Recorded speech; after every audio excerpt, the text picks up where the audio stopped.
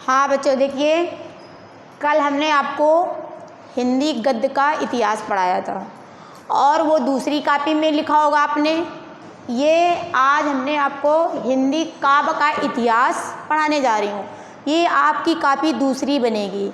उस दूसरी कॉपी पे नोट करना है, ये लिखना है। और ये है हिंदी काव्य का इतिहास।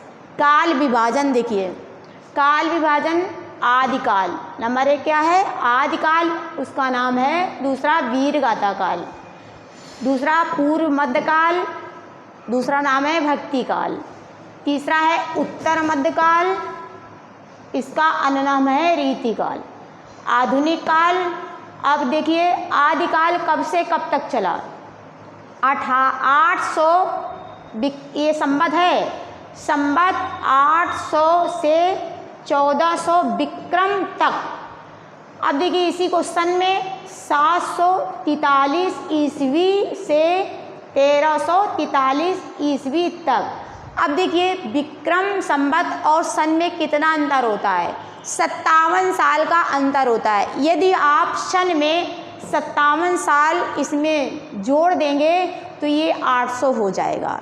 ये जोड़कर देख लेना, सन और संवत में 57 साल का अंतर होता है। दूसरा देखिए पूर्व मध्यकाल भक्तिकाल कब से कब तक चला? 1400 संवत से 1700 विक्रम तक। अब सन में ये देखिए 1343 ईस्वी से 1643 ईस्वी तक। तीसरा देखिए उत्तर मध्यकाल रीतिकाल, ये संवत कितना है? 1700 से लेकर 1900 विक्रम तक। सन में देखिए 1643 ईस्वी से 1643 ईस्वी तक। अब ये देखिए आधुनिक काल 1900 से आज तक अभी तक चल रहा है। इसका सन में लिखेंगे 1843 ईस्वी से आज तक। अब ये देखिए सन और संवत में आपको अंतर समझ आया होगा, 57 साल का अंतर होता है। इसमें देखिए अब इसके आधुनिक काल आदिकाल का अन्य नाम हम क्या बोलते हैं, उसको आपको जानना बहुत ज़रूरी है। इनको याद कर लेना, पेपर में आते हैं।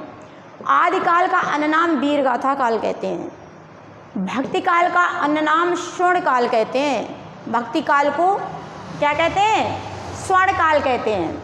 रीतिकाल का अन्य नाम क्या है? श्रृंगार काल। रीतिकाल का अन्य नाम श्रृंगार काल है। अब देखिए आदिकाल, आदिकाल के समय देश छोटे छोटे राज्यों में विभक्त था। इसी कारण राजाओं में परस्पर ईर्ष्या द्वेष भावना थी और अपनी शक्ति को प्रबल करने के लिए एक दूसरे से लड़ाई झगड़ा करते थे। अब देखिए आदिकाल में कौन सा रस सबसे प्रधानता दी गई? आदिकाल में सबसे प्रधानता दी गई वीर रस, वीर रस को। क्योंकि जब ईर्ष्या द्वेष भावना होती है तो अपनी शक्ति प्रबल दिखा करके उस राज्य को अपने अधिकार ले लेना, तो वहाँ वीर रस आएगा। आदिकाल को वीर रस की प्रधानता दी गई। इसी काल में साहित्य को 5 भागों में विभक्त कर दिया गया। अब देखिए 5 भाग किस तरह बांटे गए?